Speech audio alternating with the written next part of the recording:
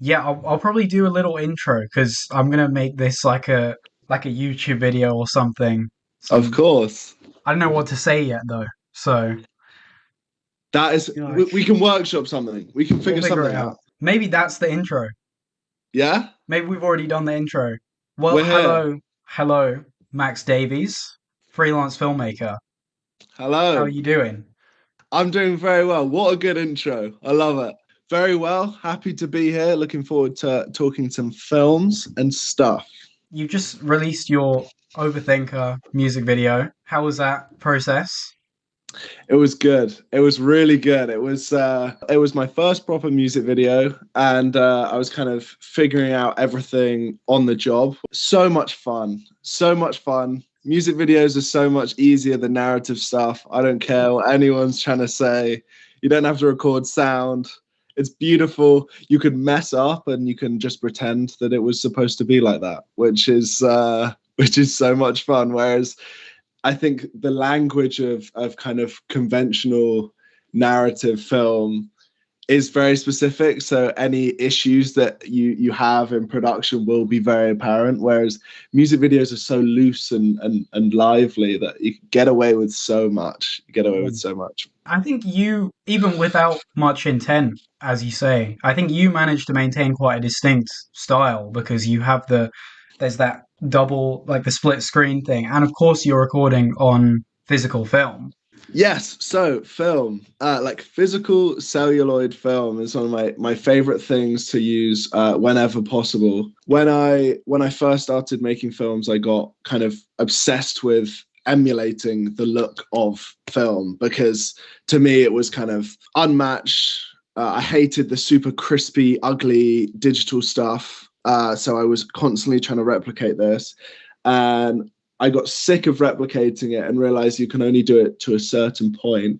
So I started shooting on Super 8 film, which is not cheap. It's not none of this is cheap. So it's like I could maybe afford to shoot 2 minutes a month if I was lucky. So I was so nervous every single time, and then I taught myself how to develop color and black and white. Color is much harder. And then I made a scanner, one of one 4K home scanner, and just started doing that. And then I've moved on to 16 millimeter, which is much better. Super 16, you get a nicer aspect ratio. And my next film, which is about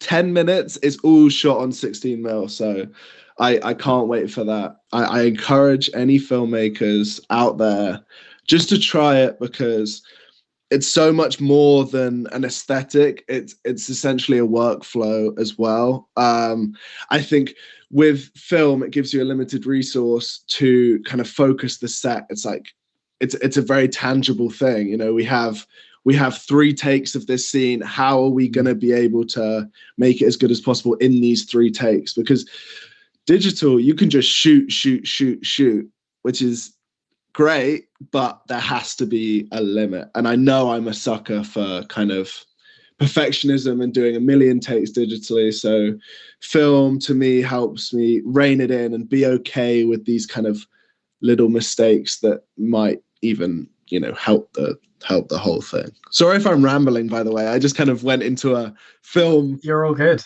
Yeah, okay, good. Yeah, no, it's interesting because you put yourself in a position in your workflow. Your kind of baseline is actually a very high skill level because you have to be managing like the cost and obviously the process and like that's kind of your natural operating point. And so I guess would that carry into employment at all? Like does that look attractive to people or are you planning on going like still freelance? Definitely.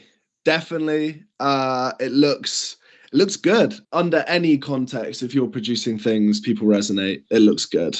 In terms of employment and short films, it's not great because funnily enough, no one really wants to watch short films. It's just not a thing. Music videos, there is money in.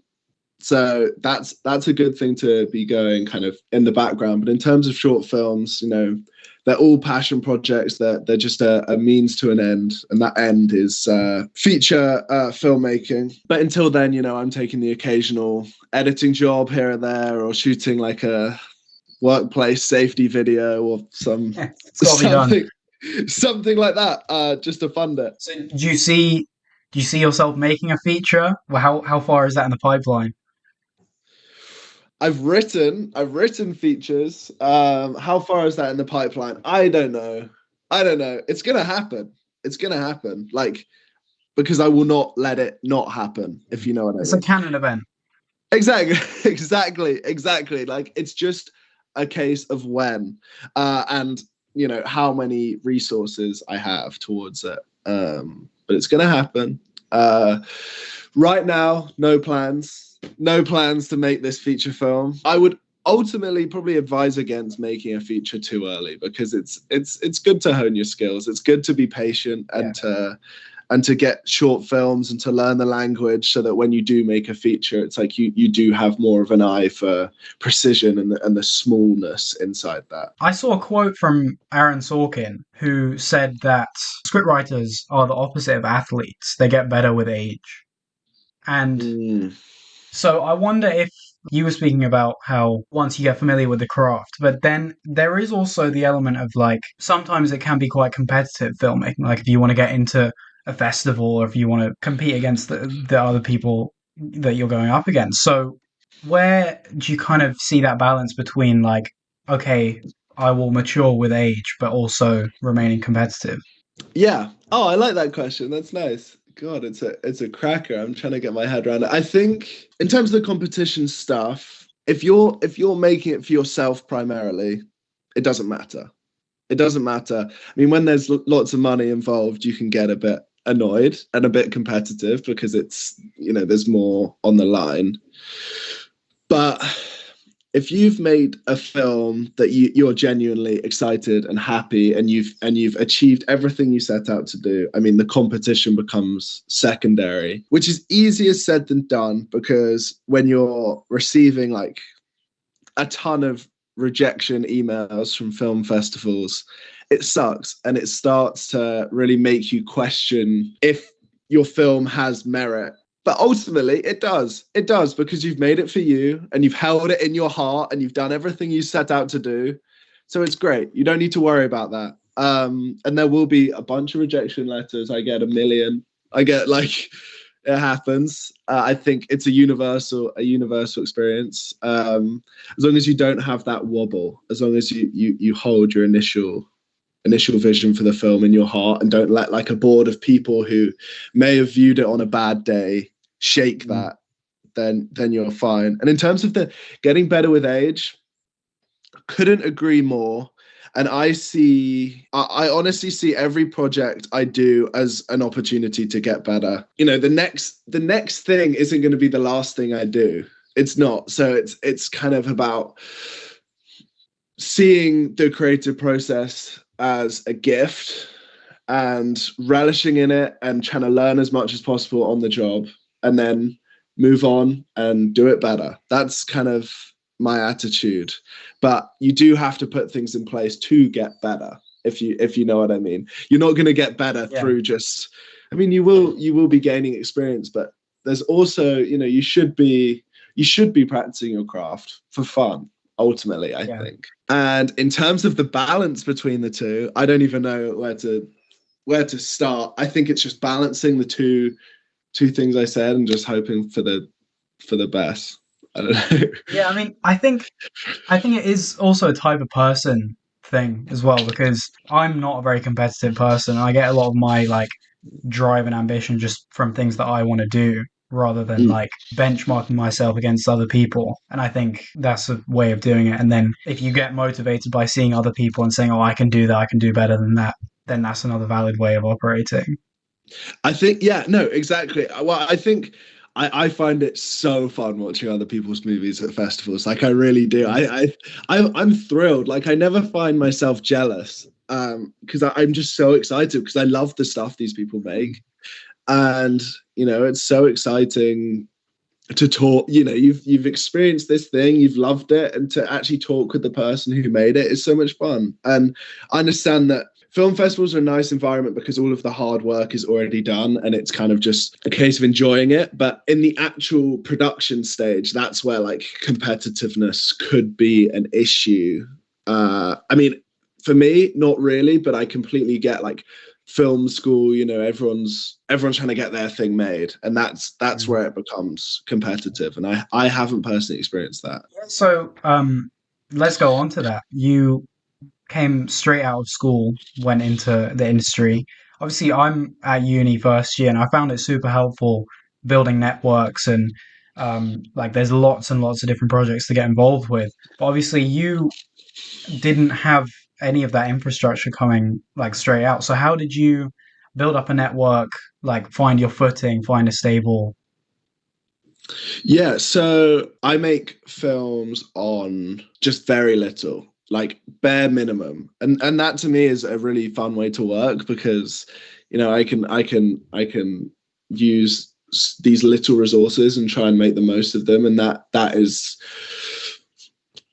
that's the process for me that this point in my life. So I wasn't relying on huge budgets or anything like that. And I was, so let's say I made films my whole life, but I really started taking films seriously when I was like maybe year 10. I bought like a Blackmagic pocket cinema camera. I got a job and bought a Blackmagic pocket cinema camera, and that was when I started really going for it. And the films got better and better and better, and I found myself at the end of college in a spot where I thought I can still make better films than this by myself, essentially, with maybe a few helping hands here and there, but mostly like pretty much by myself. And I really just kept doing that, which was great because if you're starting filmmaking, you don't want to have to really stand your ground because you don't know yet. There's so much you don't know.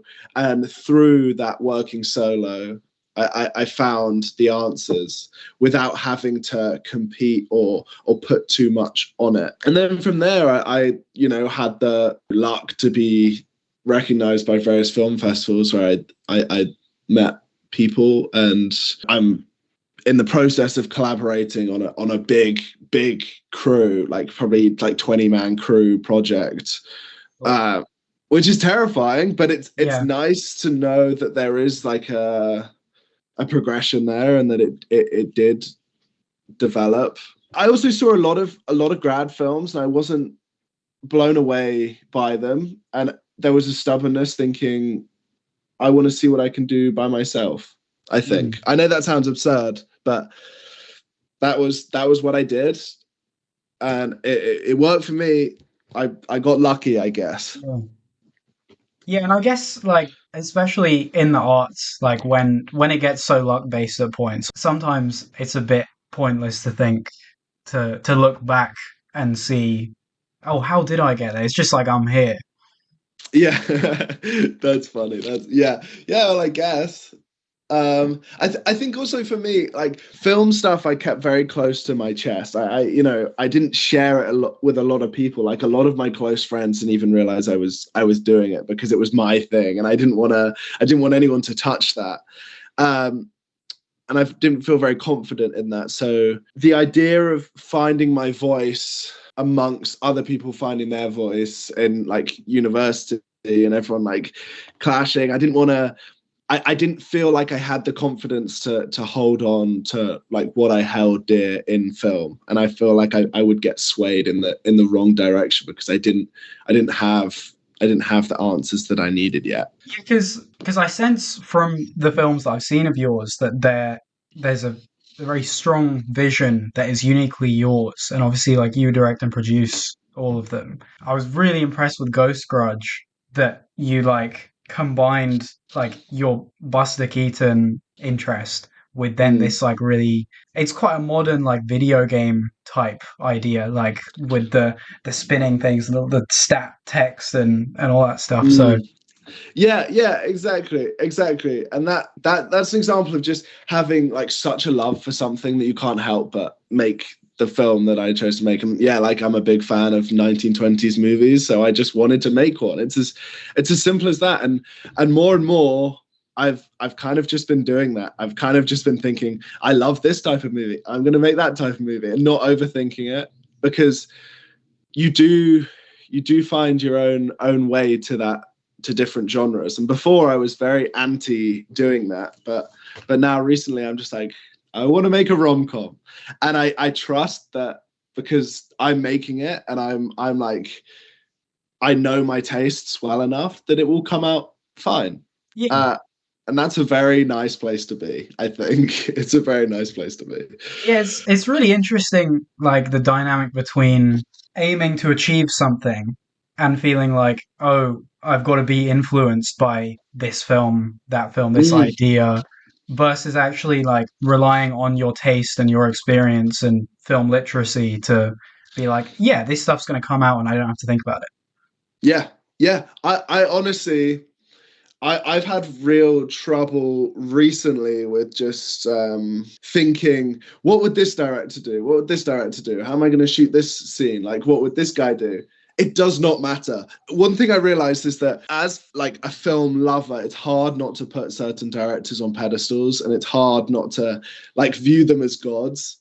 But honestly, at a certain point, you just got to like kill your gods, because Yeah. it doesn't because they probably turned up to set and they probably had no idea, and they probably just made it up randomly, and I'm going to do the same thing. There's no point trying to over indulge in like formalism, because you will get lost. I think filmmaking has to be a very instinctual process, and if I find myself kind of over intellectualizing and watching films religiously as reference, it's hard to find your way out of that. It's really hard. So that's why there's a balance between like studying film and then also like, what am I trying to say? I think, like, I've noticed that unless you're Tarantino, everyone makes films about certain topics, and it'll be like, okay, let's discuss like this family dynamic, or let's discuss this part of history, and Mm, it's like we're just telling that story through like the film is just the way that we're viewing the story. And then obviously recently, like social media wise and like the popularity of film in academia, now film is seen as something to be studying, and like mm. inherently like what you know is what you make films about, which is well, and the reason I brought up Tarantino is because he like that's his thing, is he, because he's so film literate, he makes films like about films. Yeah, yeah. Which is interesting. And going to the whole, you make films about what you know. I do think it helps. I'm definitely at a part, like a point where I'm finding my limits, like going between different genres and thinking like, I'm probably not the right person to be playing with this. So I'm going to kind of ease off and explore this aspect instead. I feel like you also run out of steam as well, because if you're not making what you know, the passion runs dry because it's not close enough to you.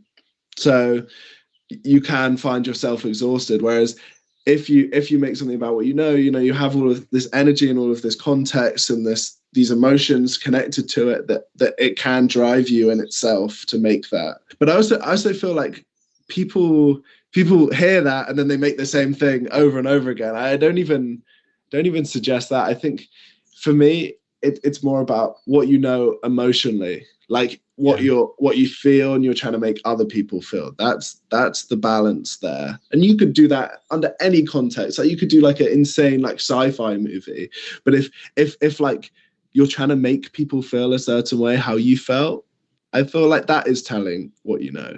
Yeah, I was hosting a panel earlier today with lots of people in the industry, and there were some freelancers there and some like people who were more integrated with industry kind of tiers. Yeah. And the idea of like story editing came up. And so when you write a story, there's kind of the job of having the story in the first place and then telling it in like a nice kind of digestible way. And for Mm, the freelancers, that editing is done by themselves, and you kind of have to go back to it in both mindsets. Whereas then, like in the more like industry, like where everyone has their own job, you just do one thing and then you send it over there to the editor or to the director, the studio, whatever, and then they deal with that pipeline. Yeah.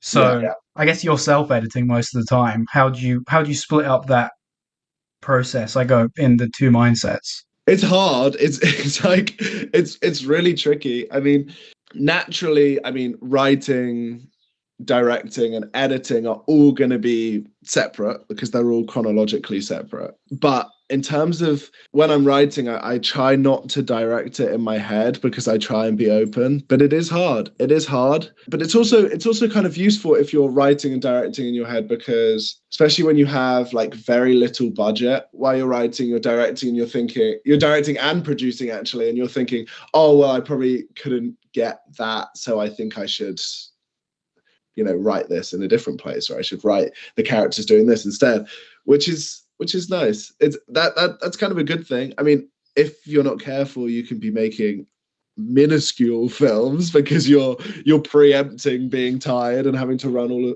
through all of these different Yeah, processes.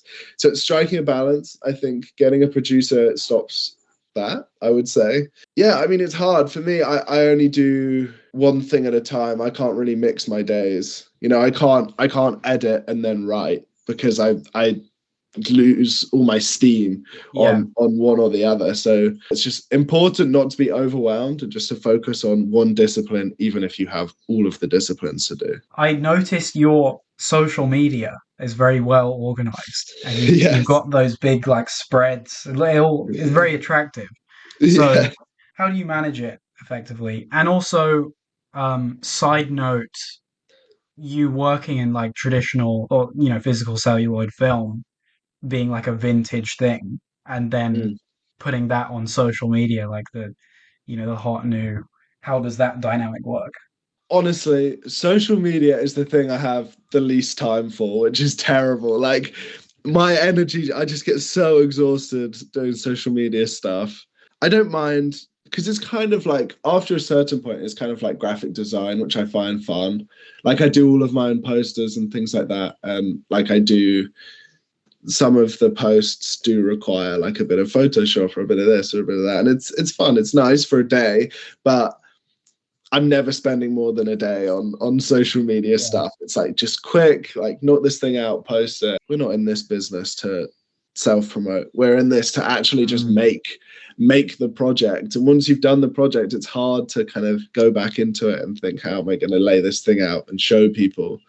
Because personally, I don't want to show anyone. I'm content.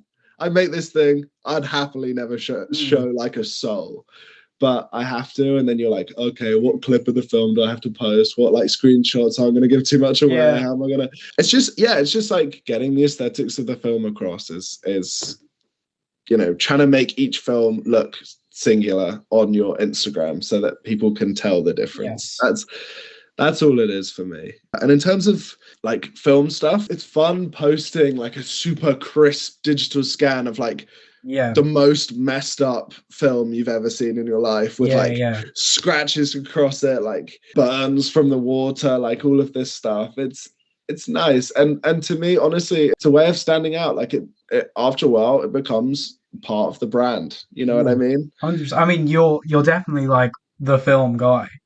Yeah. And that's what, yeah, I mean, that's the thing, right? You've got to find these things. Like, how many people are making films? You've got to find the thing that you love and hammer it, Mm. hammer it home, I guess. Yeah. Yeah, it's cool. I think it sometimes becomes a character in itself as well. You did like a fashion advert, I think, Mm. Yes, yes, and yes. that like it just looks really like you don't know what's going on, sometimes very abstract. But then you have the film which is just so textured, and that's almost more interesting than what you're actually filming. Yeah, yeah, exactly. Exactly. It's nice, and it's you can't emulate it because there's just how are you going to find a software that I Yeah. mean, these days you probably no, you're not going to find a software that's going to generate like 100 mini little scratches and like all of the halation around like the edges of frames. There's a Super 8 Instagram filter. Like you get people with stories like doing all of this stuff. You're not fooling anyone. And I don't mean to be like a cynic about it or like a purist, because it's a nice aesthetic, it's fun. But personally, I like the real thing. I like the real thing, and it's a nice way of standing out, really, and it's fun. It's so much fun.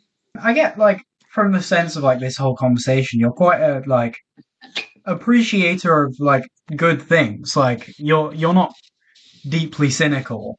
No, no, exactly. And really, I think all of my cynicism and purism, I don't know if that's a word, it is now, goes into my own films. Like that goes into my own stuff. In terms of what I make, I like to be pure and crisp and like all of these things, but I'll watch anything. I'll watch anything and I'll get something out of it. Like I don't care about that for other people's films. I only care about that for my own films. I'm pretty easygoing. Like I like an eclectic mix of film. I'll watch anything, quite frankly. Yeah, and I guess like now like with social media, you get so many different people like wanting to tap into like a very specific thing. So like if you make films that are very like optimistic and even like naive sort of way, then there's like an audience that's gonna consume that. Yeah, exactly. Exactly. Finding that audience is tricky because it's just got to be the most oversaturated thing in the world. That's why film festivals are nice, because they're so tangible. Like it's like physically sitting amongst people is really the best feeling. In terms of like digital like stats and things like that, how many viewers and stuff, for short films I've never really been too fussed. Also, Vimeo show you how long the person who clicked on your video watched it for. Oh Did you wow, know yeah. that? No, I know YouTube has similar analytics for it. Don't look at those analytics ever. It's just death. Like, who wants to see that someone like turned their film off halfway through? No one. Yeah. That's my advice. Just don't go on Vimeo's analytics, because it will mess you up. Yeah, and I guess where are you on streaming and cinemas then? Because like you can't really walk out of the cinema, but like streaming is the complete like I'll switch off if it's not. Yes. Yeah.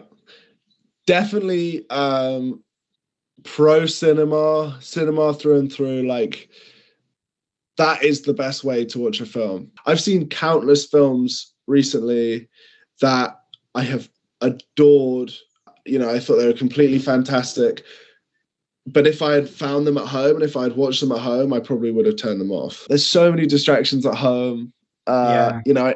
I never watch films with my phone at the same time. I know a lot of people do, and I know Netflix are anchoring themselves to make second screen friendly programs, which basically means it can't be too complicated, and so that you can follow the story of the film while you're on a second screen, which to me is death. It's the death of all things. That if someone told me my thing that I made wasn't second screen friendly, I'm smacking them around the face. There's no way. I'm cutting all ties with this person. It's unbelievable stuff. Cinema through and through is my answer. Yeah, and my kind of question at the end of all of that was like, okay, you might be like the film guy, or you might have like whatever intent for your social messaging, or like if you want to put a certain mindset into people, switch people onto an issue, and you can be really passionate about that. And the audience that most consumes it, like the wider your audience gets, the more kind of general they get. So obviously we have to be okay with that in the industry that we're in, but how much would you care, and how much would that like influence your content output? Yeah, that's true about the larger audience, is the more general the film. When a film is like so obviously made for everyone, I also do think like nobody really enjoys it. You know what I mean? I would much rather make films that really moved a select few than to make like massive films that kind of made everyone go, that was light and entertaining and Mm. whatever. I think people are sick of kind of what they've seen a million times. I mean, how many, I mean, this is such a redundant argument at this point because it's just everywhere, but how many reboots and all of this and how clueless are like the network suits at this point of trying to make films for everyone that they're just cranking out the same product. And I feel like if you're making a film that is true to yourself, you're making the best thing no one's ever seen yet. You know what I mean? You're Yeah, making the yeah. best thing people haven't seen yet, and I that's so much more compelling to me. It's like this is the thing. It's you make a big decision about a film, and in the moment it seems so scary and there's so much risk involved. But then when it releases and it goes amazingly, it's like everyone's like, "Oh yeah, that was so obvious. Like that was so obvious." It's interesting, like almost playing devil's advocate to your previous Mm, comment about not idolizing directors. Because if we idolize them, like that clearly they've got into the industry in that kind of right way of, oh yeah, like what no one's seen before. But mm. if you can idolize them in that way or like look up to that quality, but if you then, as you saying earlier, if you idolize them too much, then it's like, okay, I don't have my own style or voice anymore, and I don't have my own passion. Yeah, yeah, that's true. And I mean, they're two guys who are on the right side of the industry. You know what I mean? They're like, they're the superstars of film. They're the big guys. Whereas the Netflix, okay, going on to Netflix. Sorry, I seem like, but the Netflix like top 10. It's like, how many of these filmmakers do you know? Like, probably none, because are they even really making this film, or is Netflix making this film and Yeah. like puppeteering them? The fact that we brought up Tarantino and Nolan, like two biggest auteurs, it's like when you're looking at those types of characters, it's easy to see like the way to make it in this career is if I have a unique voice and if I have huge cultural impact and people talk about my films and da da da. And but then there is like the hired director route where like if you do get employed by Netflix and just make films for them, like yes, you lose a bit more creative control and especially with Netflix and streaming services, like the intent of it, like the how it's consumed, the whole like social media second screen thing. Yeah, But to what extent would collaboration and kind of you actually being satisfied with the job at the end of the day? Because at the end of the day, it's about how satisfied you are and how satisfied would you be by just like making a film? I think I would only really be satisfied if it was on my own terms. You know what Mm. I mean? Like if I had final cut over this Yeah, film. I think that's very important to me. I feel like if you make a feature and it passes through a million hands and it doesn't become yours anymore, it's like I'm a feature filmmaker, but at what cost? Ultimately, I feel like, obviously I'd be a bit satisfied. Like it's pretty cool. Like you've just made a movie and it's on Netflix, cool. But I don't think I could see them harm like a thing I've worked on so much. I think that's a good place to end it. Yeah, I think you've painted yourself as a very passionate filmmaker, very inspired and dedicated to the craft more than anything else. Yeah. Yeah. It's like you're making it for you first and foremost. And I feel like that's how you lead a happy life in this industry. Like, I think that's it. We'll do as legendary an outro as the intro was. Yes. Um, Okay, this is the outro. Here it is. yeah, This is it. follow socials; they'll be on screen. Your screen, not my screen. Or my screen? I don't know. Oh, well, thank you very much, Adam. It's been a pleasure to chat. I feel like maybe the wheels fell off at the end because I was just on a rant, so I'm sorry about that. But no, it's been a pleasure and it's good to catch up with you. Yeah, very good, very good. Likewise. Cool. Right, good chat. Sweet. All right, good chat. All right. See you soon. Bye bye. Bye bye.